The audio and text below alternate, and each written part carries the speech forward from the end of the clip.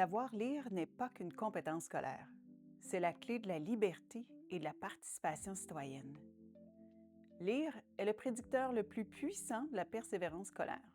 Or, depuis quelques années, la réussite en lecture au primaire atteint à peine 75 En 2026, malgré l'omniprésence des technologies, nous évaluons la fluidité en lecture, composante essentielle pour devenir un lecteur aguerri avec une grille de papier.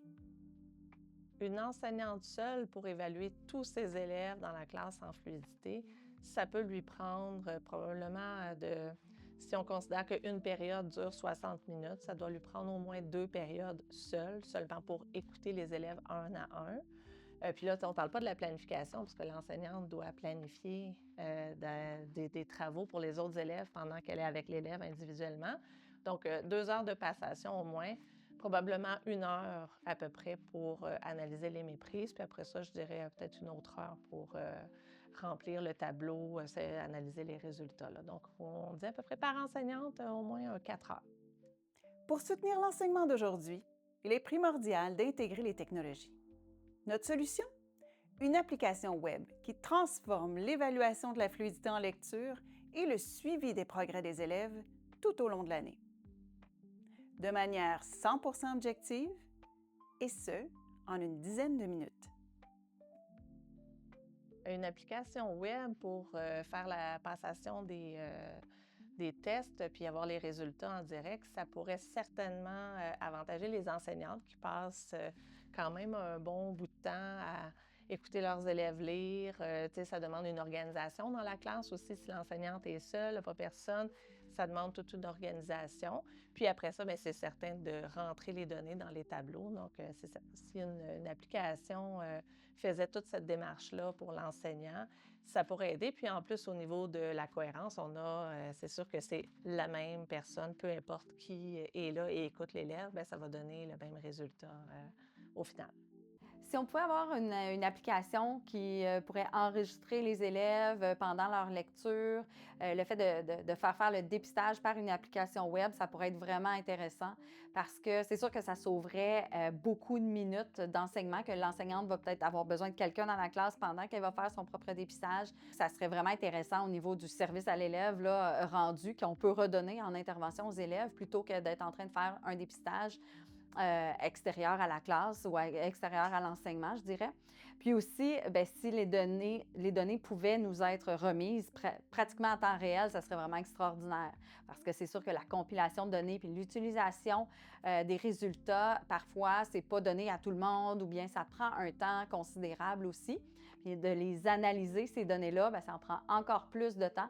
Donc, c'est sûr qu'une application web qui pourrait nous permettre de faire ces éléments-là, ces tâches-là, de façon plus optimale, ça serait que du bonbon pour redonner plus de temps au service à l'élève, puis enlever ce fardeau-là là, de gestion des résultats et tout qui est pas donné à tout le monde.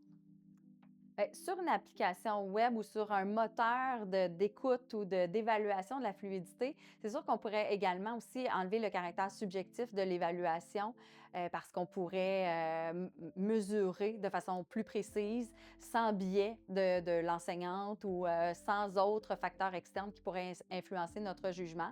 Donc, on serait encore plus dans une mesure qui est précise par rapport au progrès de nos élèves. Mais l'innovation ne s'arrête pas là. Nous créons la toute première norme québécoise de fluidité en lecture afin d'évaluer les élèves de manière juste et équitable partout au Québec. Les tableaux de suivi sont très précis, puis ils nous ont vraiment aidés à pouvoir déployer les services, de pouvoir aller s'ajuster aussi, parce que des fois, peut-être que la vitesse de la lecture n'était pas nécessairement aussi haute qu'on aurait souhaité. Cependant, les aptitudes, on gagnait un bout de chemin, et il y avait des impacts ensuite sur la compréhension. Donc, ça nous permettait vraiment de voir chacune des facettes de la fluidité pour aller ajuster nos interventions ou bien pour aller consolider d'autres apprentissages avec nos élèves. On utilisait, nous, déjà des tableaux pour observer nos élèves dans le développement de la lecture. C'était des tableaux maison, donc les enseignantes avaient déjà l'intérêt d'utiliser ce type d'outil-là.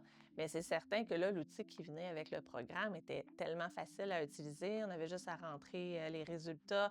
Tout de suite, le nom de nos élèves se plaçait selon où ils étaient en difficulté, tu sais, ça allait bien, bon, et cetera. Donc, c'était facile, tu sais, tu sais, avant, on faisait de l'analyse un peu de dire, puis on se faisait nos propres barèmes de, bon, où ils étaient. Donc, en utilisant ces tableaux-là, ça facilement, on a été capable de faire surtout nos sous-groupes de niveau 2. Puis, on était capable même de faire, de dire, ah, ben ça va être un sous-groupe de niveau 2, mais plus au niveau des méprises. Ah, ça va être un sous-groupe de niveau 2, mais plus au niveau de, bon, peut-être faire la lecture en groupe de mots, c'est d'être moins comme saccadé. Ça peut aller loin aussi, là, même dans le classement qu'on va faire, si on va faire des groupes équilibrés. Et c'est un outil qu'on peut utiliser, qu'on peut aller voir où ils sont les élèves, en lecture, du moins. Je me nomme Geneviève Cusson, je suis orthopédagogue. J'ai fondé FUTé pour développer des outils qui répondent aux besoins des écoles, conçus par des profs, pour des profs. Il y a plusieurs façons de soutenir cette campagne. Que vous soyez parent, enseignant ou que vous connaissiez un étudiant en enseignement, nous avons le cadeau idéal pour souligner la fin de l'année scolaire. Vos dons sont d'ailleurs les bienvenus. L'entièreté de la somme recueillie sera investie à développer l'application Web et les tableaux de suivi de progrès des élèves en lecture, à améliorer celle-ci grâce à l'expérimentation qu'en feront les enseignants. Chaque dollar récolté est un pas géant vers une école plus juste et plus engageante. Au nom des générations futures, merci.